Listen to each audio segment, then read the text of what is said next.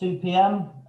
Good afternoon, good morning, good evening, wherever you are in the world. Thank you for, fantastic, thank you, Christian, for confirming that. Wherever you are in the world, welcome to our webinar.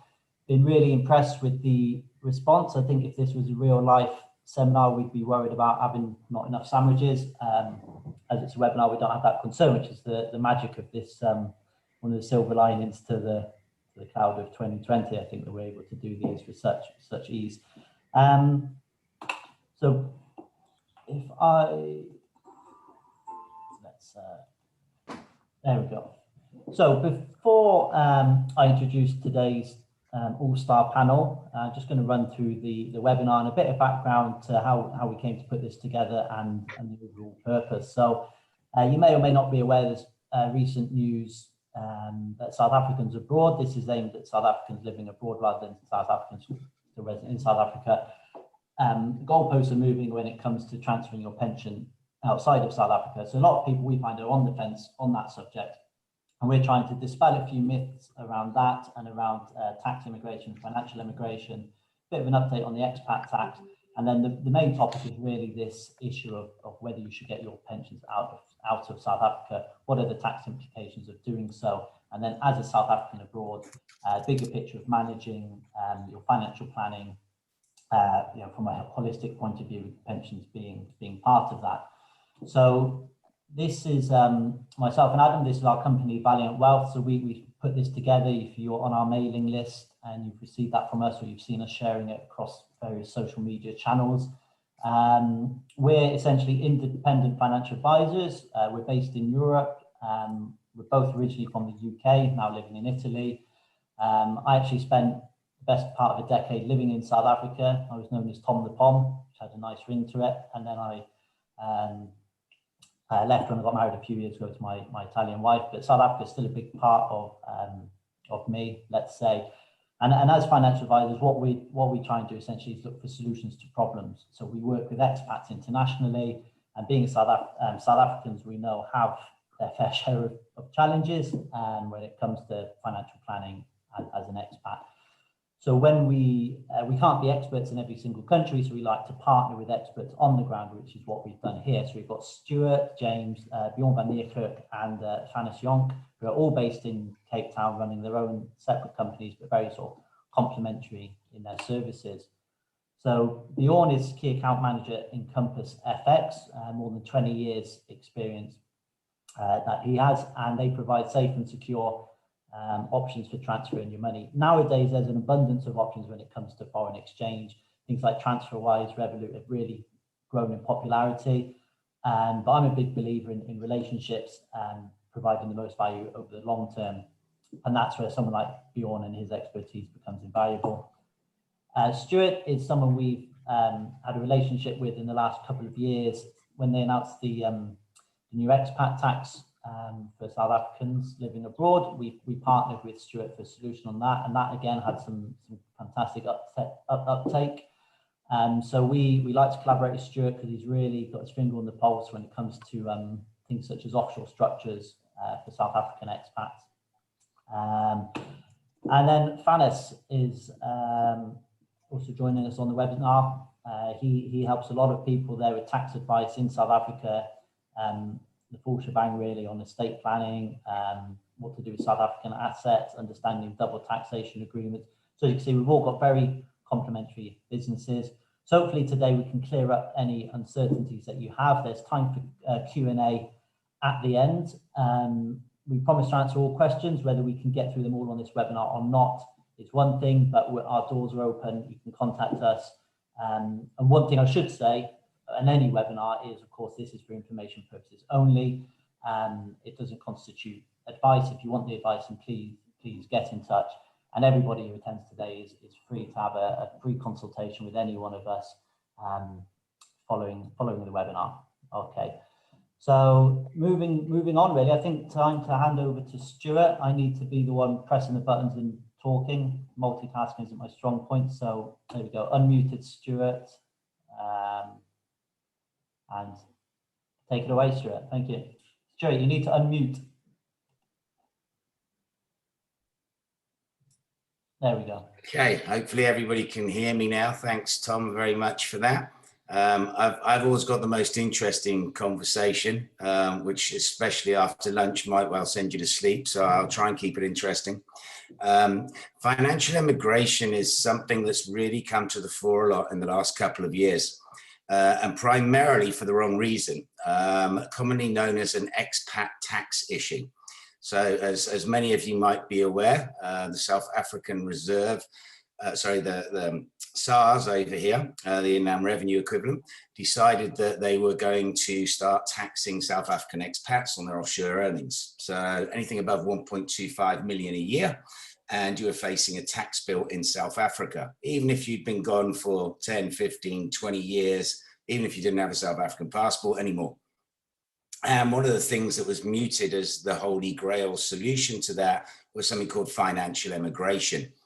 As you'll see as we go through this, that's not the case. That's not what financial immigration is for. And I'll talk you through the two different types. So what I want to do really, I know today is about pensions and financial immigration, but just really to take away any confusion between the two.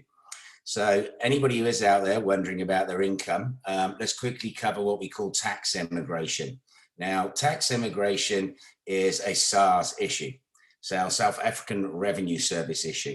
It basically affects expats, so South Africans that have gone abroad, be it on contract work, be it that they've emigrated, doesn't matter.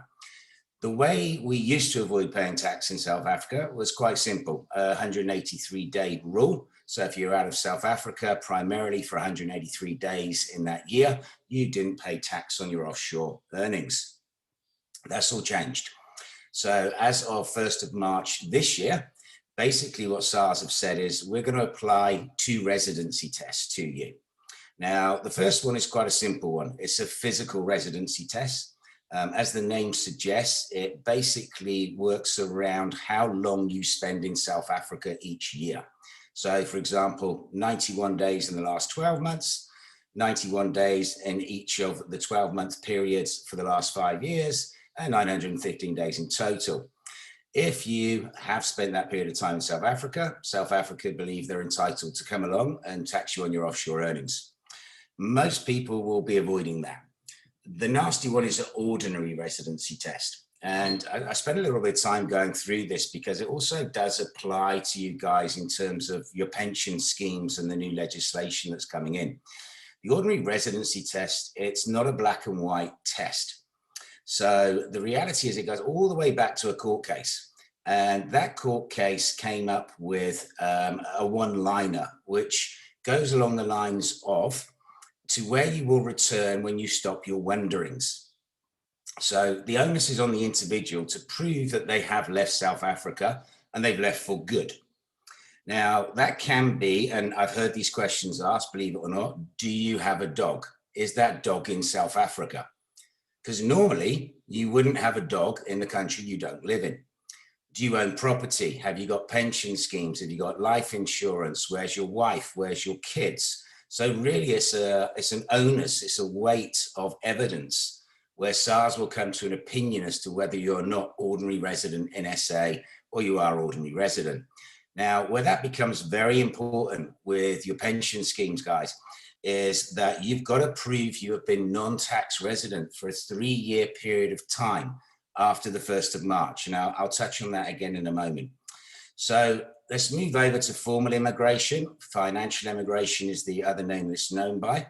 This is a South African Reserve Bank issue. It's not a SARS issue, it's a South African Reserve Bank issue. And that's the one we're focusing on today. Now, primarily what it affects is what sort of money you can get out of South Africa and how much you can get out. So that's the 2 main things that formal immigration have a look at. If we can go on to the next slide, Tom, that'd be great. Okay, so a few little myths around immigration. Okay, so number one, if you are tuned in today and you're thinking financial immigration is going to stop me paying tax in South Africa, it is not the answer.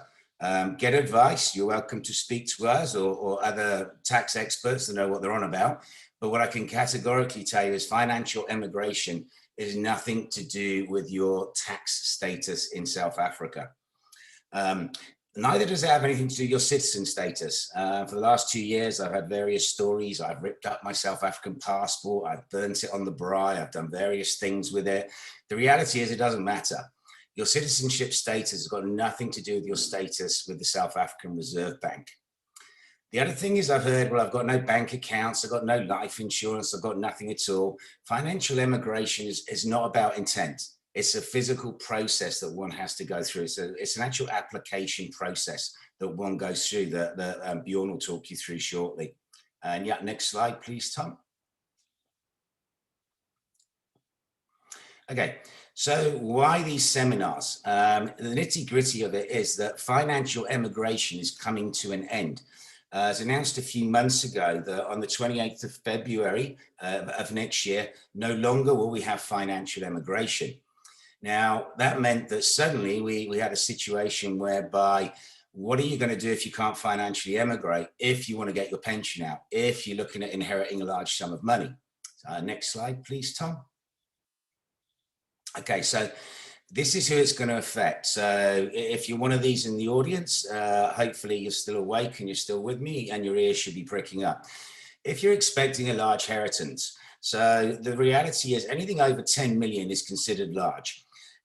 With property values, things like that, you know, inheriting 10 million nowadays is not what it used to be. The rand's devalued an awful lot, property's gone up. So if you're sat there and you're a beneficiary of a will, a trust, whatever it may be, where there's more than 10 million rand involved in it, this will potentially affect you.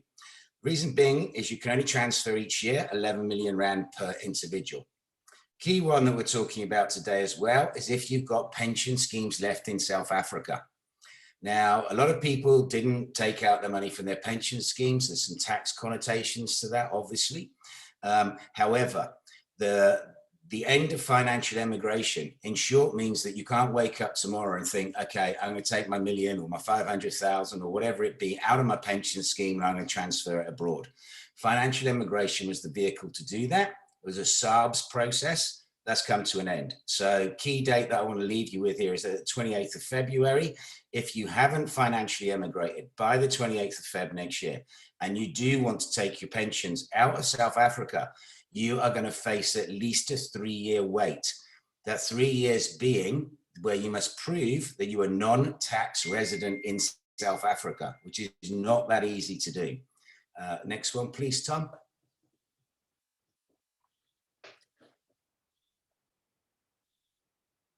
Okay, so this is the technical language. It's the draft tax law amendment bill. So basically it's going to legislate all South Africans who have exited South Africa's tax base from withdrawing their retirement funds from the country until an unbroken period of 3 years has passed where the person can prove non-tax residency. Okay, so in layman's terms here, what's basically happening is that all of a sudden we're seeing a shift. We're seeing a shift that says South Africa is more interested in your tax status with SARS than it is your residency status with the South African Reserve Bank. Now, one can read a few things into that. South Africa does need tax revenue. So the reality is they're casting the net as far as they possibly can. So all of a sudden, you know, if you want this money out, you've got to go to SARS and go to SARS. I need to prove that I've been 3 years non-tax resident. That might have some questions from SARS in that respect as well. Next slide, please, Tom. Okay, so what else do we know about it? Yeah, maybe somebody might be having a little sigh and a giggle there saying, well, not a lot. This is South Africa. The legislation is dripping through as we're getting closer to the end of February. The only thing we do know for sure is the 3 years. And we also know now the small concession that's been made in the last week or two is that if your application is in by the 28th of February, you will still be able to get your pension out. Before that, there was a very grey area, as in did the process for financial immigration have to finish or did you just have to get the application in? Now you've just got to get the application in. So key thing, 28th of February is the big day. If one wants to access a pension scheme, you need to be getting on with the process. And certainly, you know, I wouldn't be leaving it till the 28th of February. There'll be a bit of a rush here. So there'll be delays with SARS, etc. So next slide for me, Tom. Okay, so in essence, there's only two actions you can take. It's not complicated. You can leave your pensions alone. You can live with the changes, the uncertain landscape. Totally your call. Or you can very quickly have a look and see, okay, should I be financially emigrating? Is it an option for me? Get some advice on it, guys. Financial emigration is not for everybody. Don't go rushing out and fill a form in and send this thing in. There are some connotations to it. But if you're thinking, I've got money sat here, I don't think I'm coming back to SA, I want my money out of South Africa, start exploring the FA route as soon as you possibly can. I'll be around at the end for any questions. I think we're over to the next speaker. Thank you very much, Stuart. Very good as always. Yeah, we've had a couple of questions in already. I think we're going to try and answer those in the Q&A box, but also address them live at the end. So introducing Bjorn now. You can start your video and your microphone. Perfect. There we go. Thanks, Tom and Adam, for inviting me to be part of this webinar, and hello all for joining. Now that you've been explained what formal immigration versus tax immigration is and how this may change in the light of the proposed amendment bill scheduled for implementation in March next year, I'm going to provide you with an overview of how the process works to immigrate through the South African Reserve Bank, which will allow you to take your retirement annuity or retirement fund out of South Africa prior to maturity.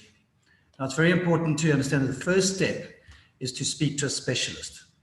This is very helpful for you to clearly understand what the process entails, if it's for you, and the time frames involved. It's because every individual set of circumstances are different, and it'll be prudent to plan properly, especially since time may be of the essence due to these proposed legislation changes due to come in March next year. The specialist will also arm you with a good understanding of what is involved, what is to expect, so you can make an informed decision whether to proceed or not. I think it's very difficult for anybody to navigate this route or firstly understand what its implications are, and it's for them without speaking to somebody who actually understands the process properly, can dispel the myths and set them in the right direction. Once you've decided and then you've looked at the situation, you understand it better, you've spoken to a specialist, and you've decided to proceed, you can follow one of two application processes depending on your personal situation. When applying for formal immigration, there are two types of applications that you can apply for. The first is the proper formal immigration process, and this really applies to those who are either still in South Africa and about to leave, or have not been abroad for a period, or permanently abroad for a period of 5 years. The second process is known as belated immigration. This is for those who have resided permanently outside of South Africa for a period of 5 years or longer, and who do not possess any assets other than inheritance insurance policies. Out of the two processes, the belated immigration process is a slightly less involved process. Now, for the formal immigration process, applicants must have permanent residency, indefinite leave to remain, or citizenship abroad to be able to apply. If you have this status already, the process can start while you're in SA, or you will have to wait until you're abroad and have achieved the correct status to be able to apply. Formal immigration under this process allows you to take out any assets that you may have, but you can't have any liabilities. Now, the process flow involves certain key steps. It is a fairly administrative process, so documentation will be requested and it needs to be accurate. Some of the specific documentation that must be provided will include foreign documentary residency verification, which may be a visa to stay indefinitely, permanent residence permit, foreign passport, certificate of naturalization or citizenship, etc. As part of this process, you would need to apply through SARS for a tax clearance application. This involves providing evidence of your source of funds requirements, your assets and liabilities. And some companies such as Encompass Forex, who I work for, can do this for you by merely accessing the e-filing account. But it's important to note that your taxes need to be up to date for this to be applied. This can only be submitted after we've received confirmation from the Reserve Bank that we may proceed. The major step, the key step to this is obviously the application to the South African Reserve Bank. Now this will be submitted once all requirements are reviewed and in order. The estimated turnaround time for a Reserve Bank application is about 6 to 8 weeks, an additional 21 business days if a tax clearance application has to be submitted, and then you could probably add another 2 to 4 business days for final verification and the opening of a blocked RAND account. I'll come to the blocked RAND account in a minute, but just to touch on the time frames, you know, as we're nearing March rapidly, there's probably going to be an influx of applications, both to the Reserve Bank and both to SARS, which could easily lead to delays in turnaround times. And this is obviously another reason why it's important to speak to a specialist who's got their finger on the pulse of what the timeframes are looking like, so you can plan this process properly and have it done in time to not lose out and fall on the wrong side of this legislation. Now, as I said, once the application's been completed, we open up a blocked RAND account for the applicant. So once SARS have confirmed your immigration has been placed on record, we'll open the RAND account in your name, and thereafter the funds can be transferred abroad. The blocked RAND account is also known as an immigrant capital account. Your remaining assets in South Africa will be blocked and placed under control of the bank. And this is essentially the vehicle through which all capital transfers out of South Africa must flow for exchange control purposes. The funds can also remain in the blocked account indefinitely. So that's just an overview of the formal immigration process. If you haven't been permanently residing abroad for 5 years or longer, if you have been residing overseas for 5 years or longer, which may well apply to a lot of you, you would need to follow what's commonly known as the belated immigration process.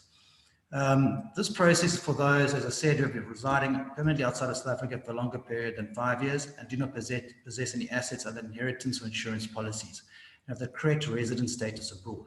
The process is fairly similar to the formal immigration process, but can in most cases be a little bit simpler.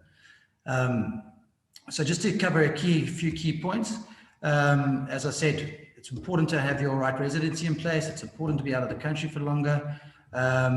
If you're going to take out, if you only have insurances, inheritance, and RAs left, for exchange control purposes, it may not be necessary for you to apply for a tax clearance.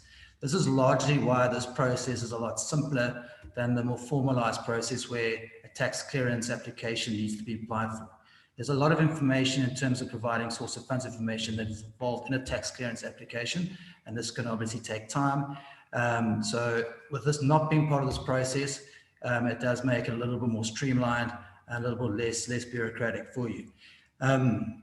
It's also important to note that you should not have any remaining assets in South Africa that are obtained before your date of naturalization. In the belated immigration process, the transfer must be a once-off, and the date of immigration will be the date when your permanent residence was granted in the person's new country of domicile. So process is pretty much the same. There's documentation that is needed. There's a Reserve Bank application, which can take 6 to 8 weeks. And then once that happens, we open the blocked RAND account in your name. And once SARS have confirmed your immigration status has been placed on record, and then you can move forward to looking at transferring your funds abroad. As one person's set of circumstances is not the same as the other, it's also very important to have a consultation prior to taking the step, especially seeing that the legislation is due to change in March. And if you're doing so, looking to do this soon, timing must be looked at carefully. Now, I hope you've got a better understanding of how all this works. You know, it was just an overview. One shoe doesn't fit all. So obviously everybody's set of circumstances will dictate how the process follows. But should you want to schedule a free consultation with a specialist, you're welcome to contact me directly and I can put you in the right direction. Thank you very much.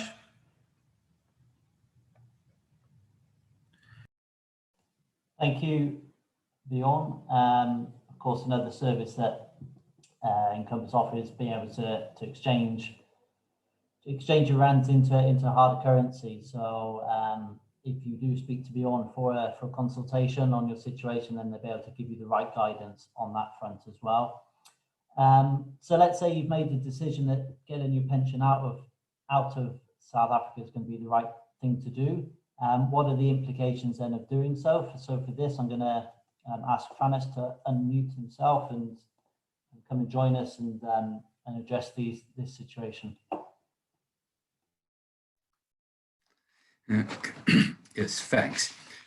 Yeah, the tax implications of getting pension out of South Africa is that if one is already 55 years old, then you are allowed to get 17.5% per annum that you can draw, and then you can transfer that abroad. If you are younger or you want the full amount, then you will have to go through the immigration process. Now, a non-resident, that's now a person who's not a tax resident of South Africa anymore, and to receive income from a source in South Africa, a pension or from an annuity, can apply for a directive for relief from South African tax on pension and annuity income. You can also apply for a directive for the relief of withholding of employees' tax from your pension and your annuity income by completing the RST01 form. That is now if South Africa has got a double tax agreement with the country where you are now a resident. One can also complete a RST02 form to request a refund from South African tax that has been paid, as such a person will be taxable on that income abroad. Now, people who do the financial immigration process, there is an exit tax on immigration.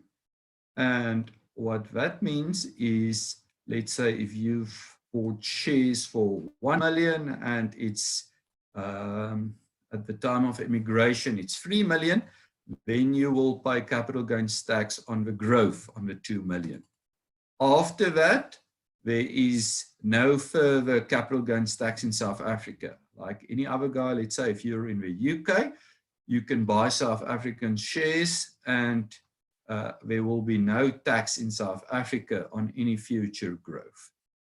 However, if you've got property in South Africa and you immigrate, then there's no tax. The tax on property is only due on selling the property. Let's say if you've got like a holiday home or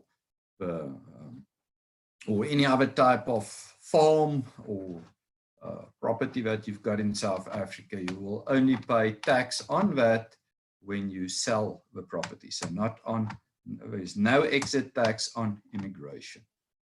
Okay, you're welcome to contact me with any tax queries that you might have. Thank you, Fanis. Thank you very much for your expert input there.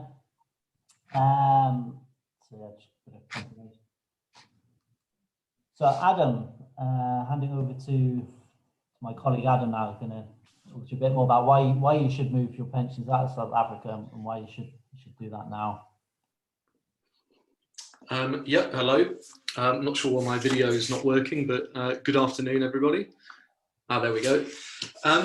Yeah, so the question, why should you move your pension out of South Africa now? I think obviously the 3-year lock-in, which has recently been confirmed, that gives you a 4-month window to take action, or to at least have a look and see if it's suitable for you to transfer the pension out or to move it out. I think Stuart has covered this pretty well, so I'm not going to go on about that much, but more about if you were looking at it longer term, beyond these 3 years, why would you consider moving your pension from South Africa? And a large part of this is this Regulation 28, which I'm sure you've all heard of. and you're aware of, and the limitations that that puts on what you can invest in. Some of you may, I don't know about your investment histories, but if you know something about investing, you'll know that diversification is really the most important thing. You want to be diversified across not only sectors, but geographically. You want to have access to the global market, and you want to be diversified in currencies as well. You normally get that if you're diversified across the global market, because even if you have an account which is in one particular currency, when you're investing and you're buying, say, US equities via a fund or an ETF, you're diversifying your portfolio into US dollars in that way. The same goes for euros or yen if you're buying Japanese companies and so on. The issue with Regulation 28 is that the limit is 30% of your pension that can be invested in overseas assets.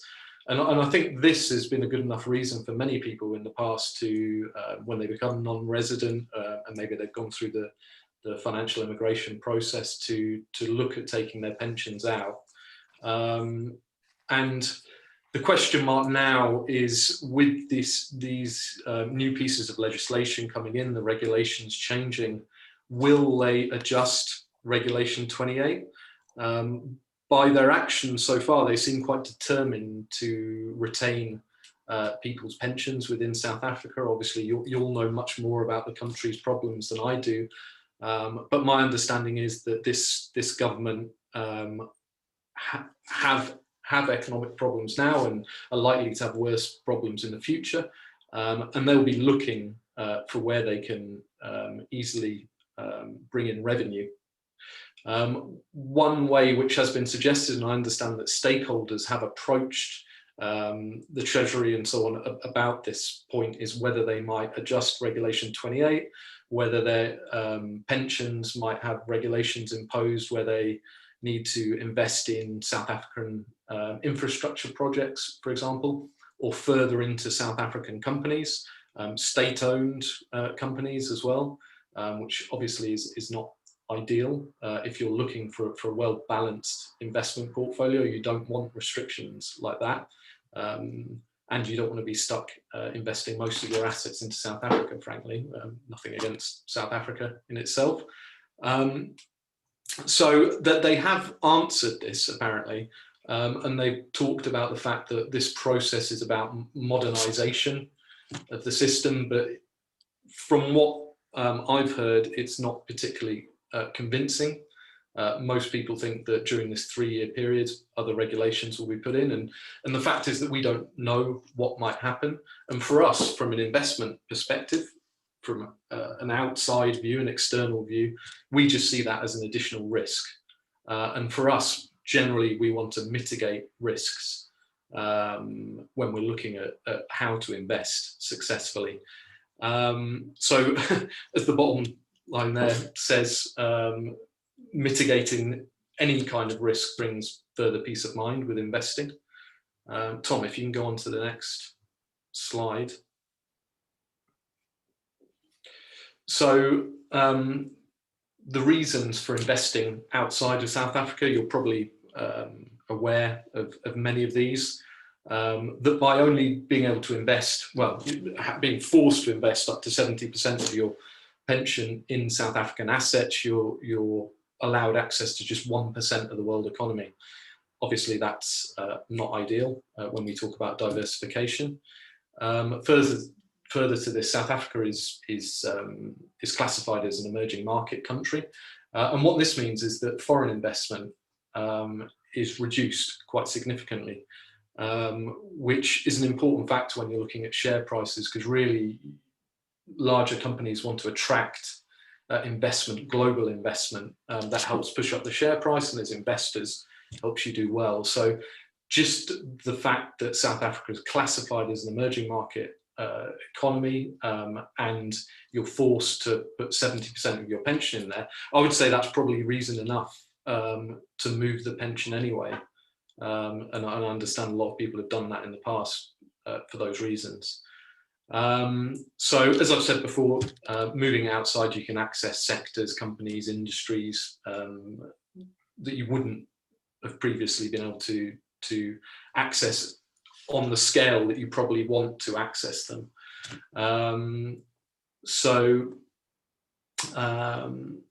If we go on to currency,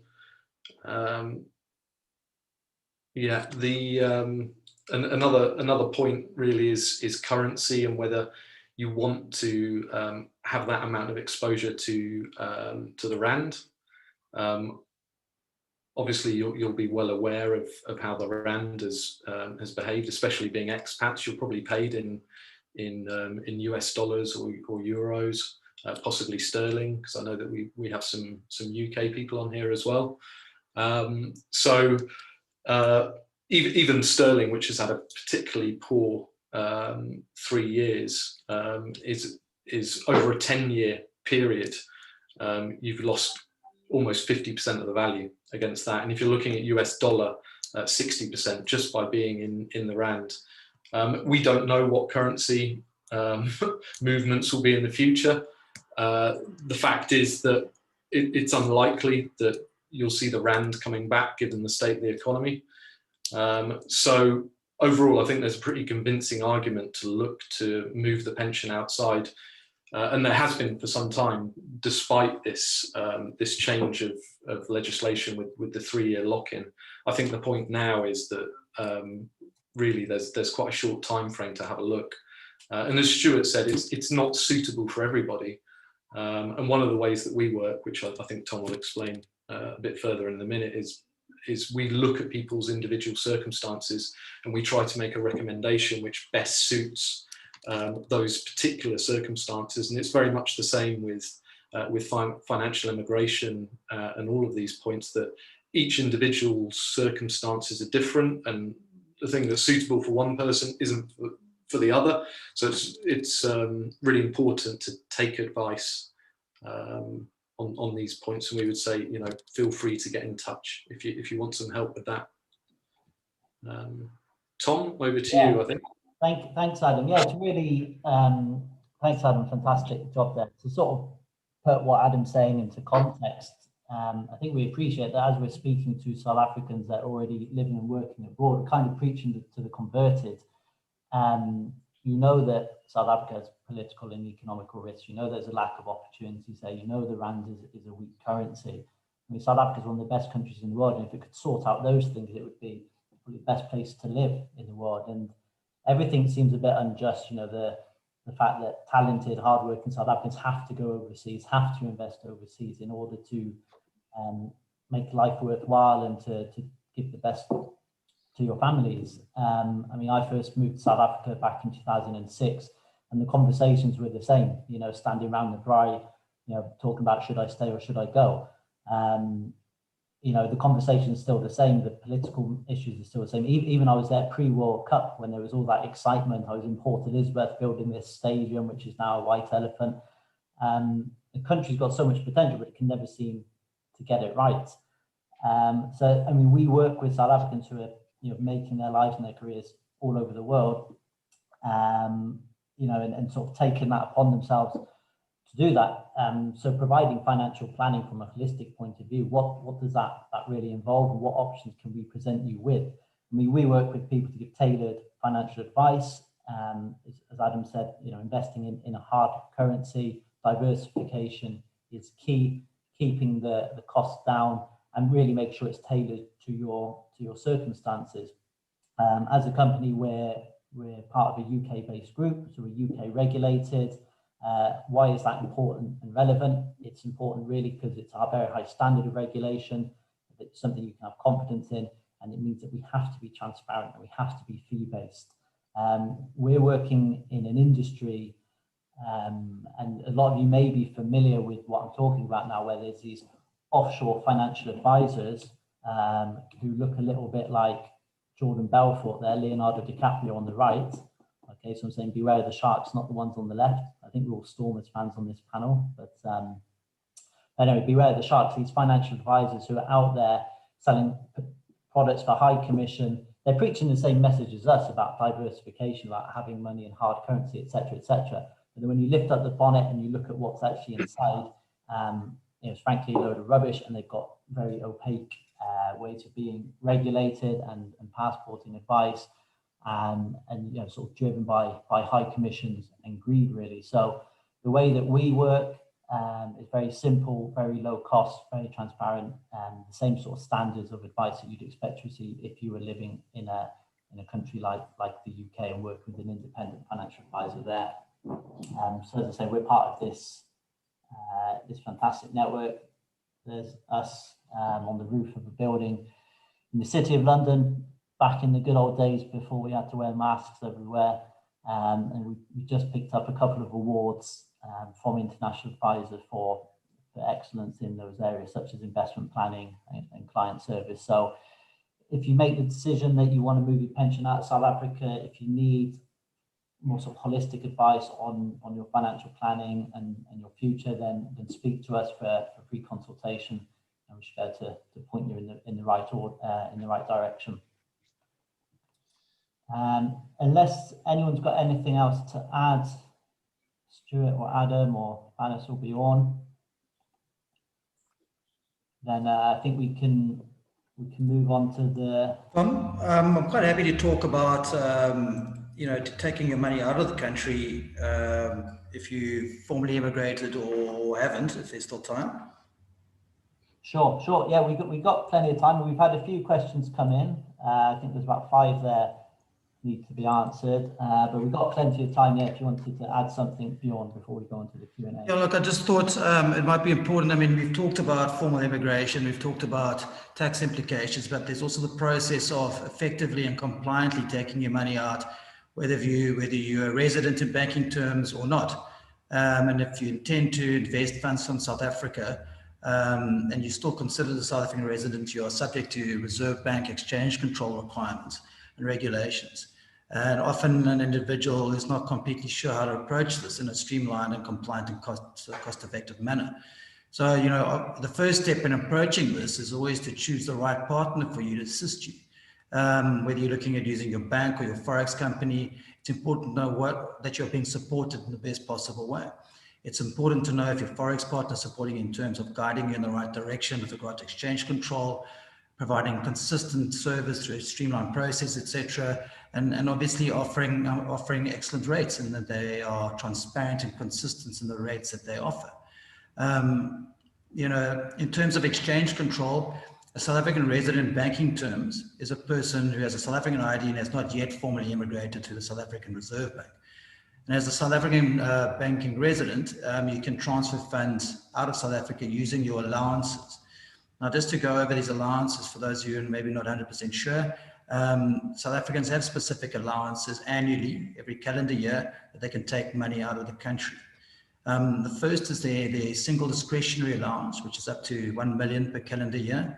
And that includes any foreign purchases, transactions, etc. while traveling abroad. Fairly straightforward process. There's no tax clearance required, no source of funds evidence needed. Your second main category is your foreign investment allowance. This is from 1 million to 10 million. This allowance will require you to apply for a tax clearance certificate, which I mentioned before can take up to 21 days at SARS. Proof of source of funds and availability of the funds is required.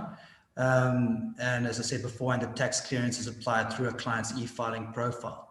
As I said before, companies like ourselves can apply for the tax clearance at no charge for our clients through our resident tax practitioner.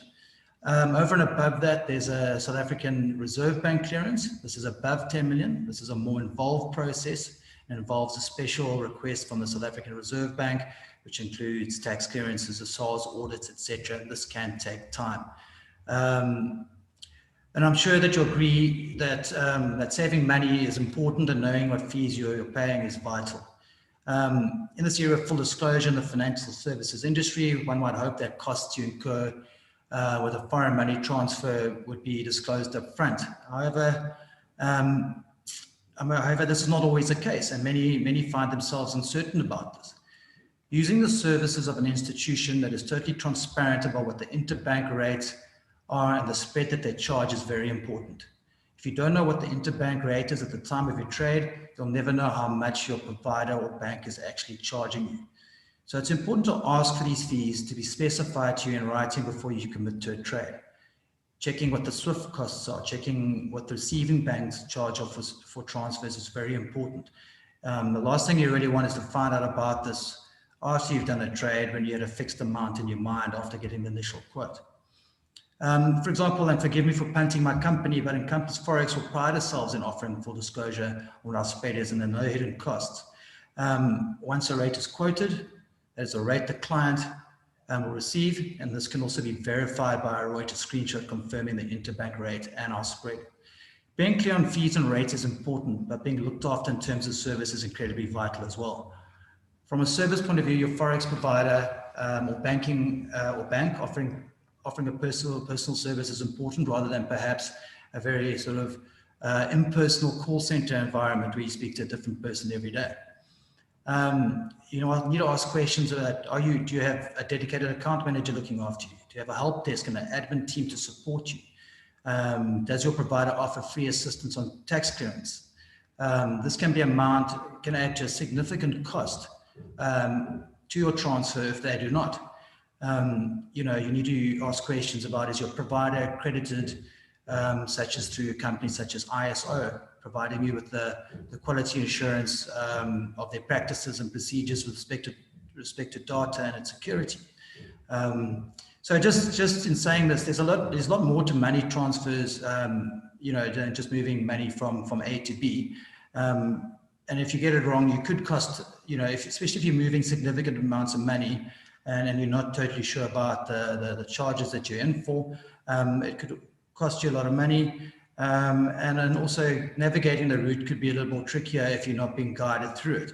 So, you know, I'm just really saying that it is prudent to look at your options out there and make sure that you understand what you need to do from an exchange control perspective, and you're very clear on the rates that you're providing, and that there are no hidden fees that are going to jump up and bite you at the end of the process. So again, thank you for allowing me to contribute this. And you know, as I said, if there's any questions regarding this, you're welcome to contact me afterwards. Thank you. Thank you very much, Bjorn. I think we move on to the questions and answers now. We've had quite a few questions come in during the course of the webinar, so we will do our best to get through all of them. Some of them we can actually combine because there's sort of themes that appear. A few people asking it, first of all, if they can get a copy of the recording, you know, people that are stuck at work and maybe have to rush off halfway through. So yes, we will be emailing this out. I just need to get it hosted somewhere online. We'll email a link so everybody can view this again. I'm going to hand over to Stuart. I think you want to take over for answering a few of these questions, Stuart. Yeah, thanks very much for the questions, guys. Excuse me if I group a few together. So I've got a lot of questions coming in about the 3-year period of time. So let me try and expand on that just a little bit. So questions coming in are relating to when does that 3-year period of time start? Also, can you backdate the 3-year period of time? How do you prove non-tax residency, etc.? So let me do my best to explain those. Okay, the rhetoric that's coming out, the language that's coming out is quite clear in so much as it says, if you're not done before March the 1st, 2021, you risk having your retirement fund tied up in SA for at least 3 years. So that's the type of language that's being used. I'll put the word of caution there again, is that we're sat here, and I'll take you back to my slide that said, what else do we know? Not a lot. But the rhetoric is that that clock will start ticking on March the 1st, 2021.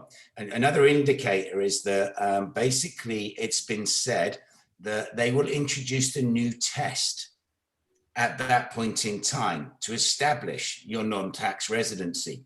So once again, we're sat here a little bit in the dark because establishing non-tax residency, as someone also asked me here, yes, at the moment it's a physical test, it's the ordinary residency test, but you know, they've been quoted in the amendment bill as saying a new test will come into play. I don't know what that looks like. I wish I had a crystal ball. So again, you know, for you guys, unfortunately, a little bit, I guess I'm going to use some words Adam used, a little bit is making a decision with not having all the facts available, but accepting the fact that if you don't do it at this stage, you could well be in for that 3-year wait. It certainly looks like you're going to be in for that 3-year wait. And, you know, do you want to take that chance? In terms of backdating it, you can backdate tax residency at this moment in time, but there's nothing at all that's come out. I've read absolutely nothing at all that's come out that says you will be able to backdate this. Everything's saying the opposite. Will it change in the next 4 months? I don't know. But at the moment, nothing at all. So hopefully, hopefully I've actually answered that one for you. Yes, we'll share our contact for you. That's more for Tom. Looking for some advice from Terry right there. So I'll leave that for Tom and Adam to do. Are SARS listening in? I've no idea if they are. Welcome, SARS. You're more than welcome to listen in, but I'm not giving you my address. Give them mine. A couple of questions around age. So basically, this is really designed for people who've not vested their pensions yet. So be it your Provident Fund, which is another answer as well, or whatever it may be. It's where you haven't accessed that pension scheme. If you've already accessed that pension scheme, it's a different game. Then in reality, you're looking at how you can transfer out and best access them. So this is for people typically under retirement age, haven't yet accessed their pension scheme, and yet it does include your provident funds as well. I think okay, I've got one question around as well saying, which I thought would come up from David. Thanks, David, who's pointing out that a lot of people don't want to pay tax on their offshore earnings in wherever they are now. That's a bit of a longer story. David, please reach out to me. You're more than welcome. I think we've said, you know what, we're very happy to consult. We're not going to charge to do so. Please do give me a shout. I can talk you through that. That really does depend on your individual circumstances. And I don't think we're going to have time to cover that one today for all of you guys, but you're all welcome to get hold of me or Farnes and yeah, talk that through. If I could just add on Terry's question, she asks about where to invest the pension that she's taken it. This actually comes down to your residence more than anything. We would suggest using either an international platform or possibly an insurance structure, not one of the commission type. You have to be very, very careful with insurance structures because typically in the past they've been missold for commission purposes by advisors, the sort of thing Tom was talking about before. But what we do, we actually give advice to international professionals. That's what we specialise in. And the first question for us is, where are you tax resident now? And what would be the most efficient structure for you to invest in? And once we've decided what that would be, we would give advice on that and also look at your circumstances, what your objectives with the investment, and what the appropriate level of risk would be. And then it's about putting it into a risk-rated, diversified portfolio that suits your circumstances. But the first question is, where are you resident? What's the most efficient means of investing? Because you've taken the money out of the pension, you're certainly not going to want to put it back into a pension structure. And we know that there's advisors out there, ones that are operating in South Africa, that are suggesting that people use these international pensions, they call them, which are basically Guernsey trust structures with named as pensions. And we would suggest that there's better ways of doing that. Mostly we use UK-based solutions because of our regulation and so on, and investing in US dollars, sterling or euros. So it would depend, and this is where the advice part comes in, because as I said before, it's different for everybody. What's suitable for one person isn't suitable for another. So we'd say, get in touch. Tom sent you our, the email address, and we can speak to you in person and give you advice. There's a couple more questions come in about the 3-year scenario as well. First of all, Andrew, I don't know why you can't see all the original questions. I apologize, I'm not the technical one. A couple of people that are looking at emigrating next year. So I think Stuart Leonard, 2 different people, not one. Okay, the reality is you've got a bit of an issue. You can only financially emigrate when you've actually emigrated. So the reality is you'll probably be one of those people that are caught in the situation that you are going to have to wait that 3-year period of time before you can withdraw those pension funds, unfortunately. You can obviously, what you can start to do is you can start to move funds offshore. You know, if you want to, you can start putting in place, you know, I know Bjorn does it, not from an investment perspective, from a banking perspective. But if you move into an Australia or UK and you need to get bank accounts and stuff open, they can help you with that now. But yeah, you won't be able to do the financial emigration till you've actually left. Same thing, unfortunately, Stuart, as well. It's going to be the same scenario. It doesn't matter that you're turning the age that you are. I won't publicly broadcast that one. But again, you can't do it until you've actually emigrated. You've got to hold the appropriate residency status in the country that you've gone to, which is what Bjorn alluded to. Izani, the 3-year lockdown period, does it begin from the start of the application? Okay, so all we know at the moment is that basically if you've got the application in before the end of February, then that 3-year period won't apply. Again, we've had no absolute clarification on it. We wait to see. However, my understanding at this stage is the 3-year lock-in will basically be from when you've managed to prove that you are no longer tax resident. So you're not going to be able to apply for financial emigration to get that pension out until you've done that 3-year period of time. Hope that makes sense, guys. Excellent. Yeah, I did just open it up so people can see all of the questions. I mean, we're not typing answers to all of them, we're addressing them. Stuart's answer. My typing skills are not good enough, Tom, I'm afraid. Yeah, exactly. I think a lot of the questions repeat anyway, so they're all on a similar theme. So probably you've answered it the best, most efficient way. If you're not happy with the answers, just get in touch, you know, confidentially as well, if you don't want to ask a question and have it public there. I mean, I think we're coming up to an hour now, so I think we've timed this pretty well. So unless anyone wants to fire any more last-minute questions at us, then we can think about wrapping things up. So it's your last chance if you want to get a question in. I think we did just have one, haven't we? It says, any more? No, going. Okay. So thank you everyone for staying with us. Thank you for the panel, for giving us your time today. Really do appreciate it, Stuart, Bjorn and Fanis. Hope everyone's safe and well wherever you are in the world. Please keep in touch with us as we intend to do these more regularly in the future. So stay on our mailing list, keep an eye on the social media groups, and you know, we'll find ways of letting you know when we have future events. If you want to get in touch with any of the panel, then all the contact details are there below.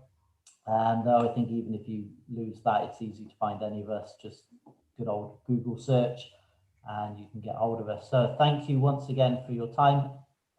Don't know if anyone wants to add anything else, any final words? Otherwise, I will wrap things up. Anything else? No? Thank you, guys. Okay. Thanks all. Thank you very much. Thanks, everyone. Yeah, thanks everyone. Thanks. Stay safe wherever you are. Bye. Cheers, guys. Yeah.